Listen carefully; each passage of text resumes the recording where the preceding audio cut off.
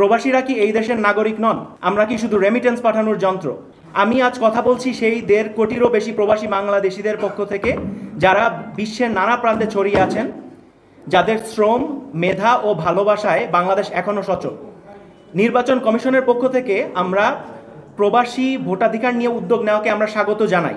এটি একটি গুরুত্বপূর্ণ সূচনা, কিন্তু আমরা গভীর উদ্বেগের সাথে লক্ষ্য করছি পোস্টাল ব্যালট বা অনলাইন ব্যালটের মাধ্যমে ভোটাধিকার নিশ্চিত করার ক্ষেত্রে এখনও কোনো স্পষ্ট রোডম্যাপ, সময়সীমা বা গাইডলাইন এখনও প্রকাশ করা হয়নি। বলা হচ্ছে যে শুধুমাত্র কয়েকটি দেশে সীমিত আকারে পাইলট হিসাবে এটি চালু করা হবে, আর রাজনৈতিক ঐক্য না হওয়ার অজুহাতে এখনও প্রবাসী ভোটার নিবন্ধন করা শুরু হয়নি। কিন্তু প্রশ্ন হলো, এই বৈষম্য কেন? এর কারণ কি? প্রবাসীরা কি এই দেশের নাগরিক নন? আমরা কি শুধু রেমিটেন্স পাঠানোর যন্ত্র? আজ আমরা গর্বের সাথে বলতে চাই, জুলাই বিপ্লব সহ দেশের প্রতিটি গণতান্ত্রিক আন্দোলনে প্রবাসীরা সক্রিয়ভাবে ভূমিকা রেখেছেন। আমাদের পাঠানো প্রতি মাসের 3 বিলিয়ন মার্কিন ডলার, এবং আমরা দেখেছি এর মধ্যে 30 বিলিয়ন মার্কিন ডলারের বেশি এই বছর এসেছে। এটা কেবল দেশের প্রবাসীদের নিজ পরিবারকে নয়, বরং দেশের অর্থনীতি, শিক্ষা, অবকাঠামো, ধর্মীয় প্রতিষ্ঠান এবং গ্রামীণ এবং শহরের সব জীবনযাত্রাকে বাঁচিয়ে রেখেছে। তবু আজ আমরা ভোটের অধিকার থেকে বঞ্চিত। সম্মানিত সাংবাদিকবৃন্দ, নির্বাচনের এখনও পর্যাপ্ত সময় রয়েছে। এই সময়ের মধ্যে শুধুমাত্র সীমিত পাইলট প্রকল্প চালু নয়, বরং আমাদেরকে পূর্ণাঙ্গ রোডম্যাপ ঘোষণা করা, এটা আমাদের দাবি। আমরা বিশ্বাস করি নির্বাচন কমিশনের এখনই সাহসী ও কার্যকরী এবং সময়োপযোগী সিদ্ধান্ত নেওয়ার সময়। আমরা এনসিপি ডায়াসপোরা অ্যালায়েন্সের পক্ষ থেকে নির্বাচন কমিশনের কাছে 3টি স্পষ্ট 3 দফা দাবি তুলে ধরছি। প্রথম দফা, প্রবাসী ভোটার নিবন্ধন প্রক্রিয়া দ্রুত শুরু করতে হবে এবং এই প্রক্রিয়ার একটি সুষ্ঠু এবং সুস্পষ্ট রোডম্যাপ 14ই আগস্টের মধ্যে নির্বাচন কমিশনকে ঘোষণা করতে হবে। দ্বিতীয়ত, পোস্টাল ব্যালট বা অনলাইনে প্রদত্ত ভোট যেন সময় মতো স্বচ্ছতার সাথে গণনায় অন্তর্ভুক্ত হয় তা নিশ্চিত করতে হবে। তৃতীয়ত, প্রবাসীদের ভোটাধিকার কার্যকর করার জন্য একটি স্থায়ী উচ্চ পর্যায়ের কারিগরি কমিটি গঠন করতে হবে, যা 2026 পরবর্তী নির্বাচনগুলো নিয়েও দীর্ঘমেয়াদে আমাদের প্রবাসী স্টেক হোল্ডারদের সাথে কাজ করবে। তো আমি এগুলো একটু এক্সপ্যান্ড করি আমাদের পয়েন্টগুলো।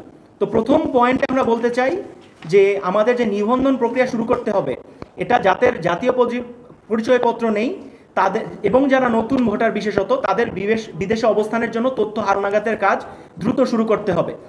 বিশেষভাবে এই প্রক্রিয়াটি যেহেতু জটিল এবং সময় সাপেক্ষ হতে পারে, এজন্য প্রবাসী ভোটার নিবন্ধন যদি এখন শুরু না করা যায়, পাসপোর্ট অন্তর্ভুক্তি না করা যায়, তাহলে কিন্তু ভোটের প্রক্রিয়া, প্রবাসের ভোটের প্রক্রিয়া সম্পূর্ণ অকার্যকর হয়ে পড়বে।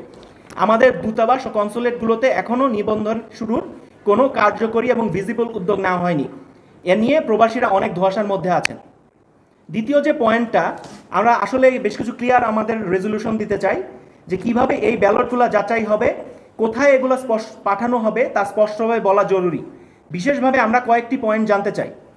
ভোট গণনার জন্য পোস্টাল ব্যালট কিভাবে যাচাই অর্থাৎ ভেরিফিকেশন বা অনুমোদন বা ভ্যালিডেশন করা হবে, এই নিয়ে আমরা জানতে চাই।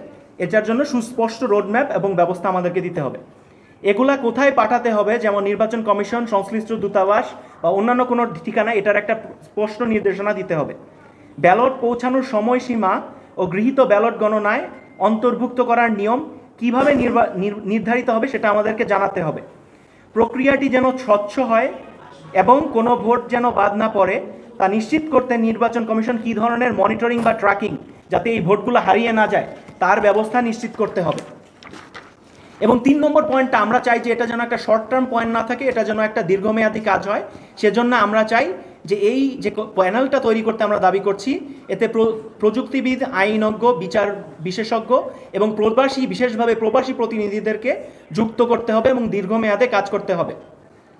সম্মানিত উপস্থিত গণমাধ্যম কর্মী, আমরা আজ এখানে শুধু দাবি নিয়ে আসিনি, আমরা অনেকগুলা প্রশ্ন নিয়ে এসেছি, যা আমাদের 1.5 কোটিরও বেশি প্রবাসীদের প্রাণের দাবি এবং আমাদের মধ্যে প্রশ্ন।